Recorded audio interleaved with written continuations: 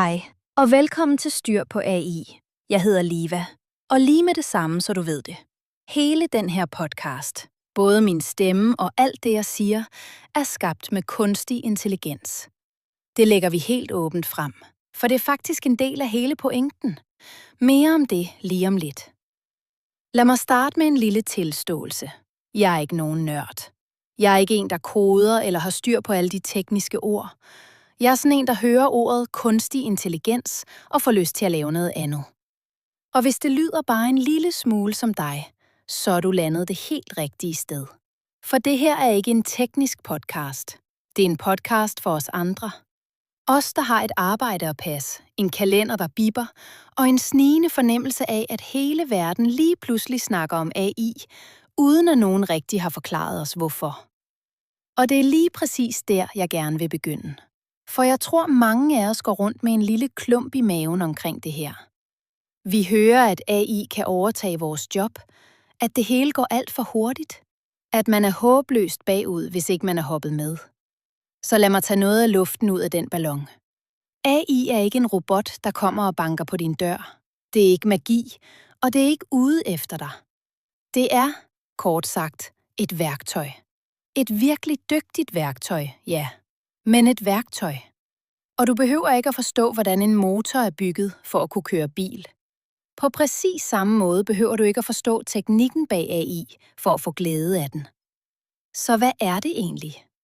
Her er det billede, jeg vil bede dig om at holde fast i, for vi kommer til at vende tilbage til det igen og igen. Forestil dig, at du lige har fået en ny praktikant. En, der er lynhurtig, aldrig bliver træt og har læst helt utrolig meget. Faktisk næsten alt på internettet. Den her praktikant kan skrive et udkast, koge en lang rapport ned, eller hjælpe dig med at finde ordene, når du sidder fast. Men, og det her er vigtigt, praktikanten har aldrig arbejdet hos jer. Den kender ikke jeres kunder, jeres tone, eller hvad der skete på mødet i sidste uge.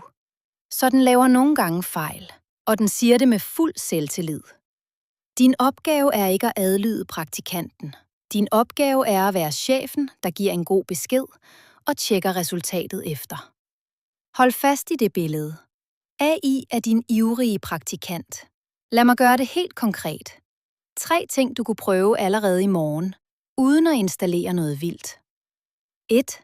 Den sure mail. Du ved, den du bliver ved med at udskyde, fordi du ikke kan finde tonen. Bed din AI-praktikant om at skrive et høfligt udkast. Så retter du til, men du starter ikke fra et blankt ark. 2. Det lange dokument. En rapport eller en kontrakt på 20 sider. Bed om et resumé på 5 punkter, før du dykker ned i det. Og 3. Den svære samtale. Skal du give feedback til en kollega? Øv den med din praktikant først. Bed den om at spille modparten. 3 små ting. Ingen af dem kræver, at du er ekspert. De kræver bare, at du tør spørge. Og det er egentlig hele ideen med styr på AI. Hver gang tager jeg en gæst med. En, der ved noget om et konkret værktøj, eller en konkret måde at bruge AI på. Og så er det min opgave at stille alle de dumme spørgsmål, så vi to, du og jeg, får det oversat til helt almindeligt menneskesprog. Vi tager små skridt, vi fejrer de små sejre, og vi lover hinanden, at ingen nogensinde skal føle sig dum for at spørge. Så hvis du har lyst til at lære det her, stille og roligt, sammen med en, der heller ikke er nørd, så følg med. Næste gang tager jeg den allerførste gæst med, og vi kaster os over noget, du kan bruge med det samme. Tak fordi du lyttede med i dag. Jeg hedder Liva, det her var Styr på AI. Og husk nu, du skal ikke kunne det hele. Du skal bare ture og få styr på det, sammen med mig. Vi ses.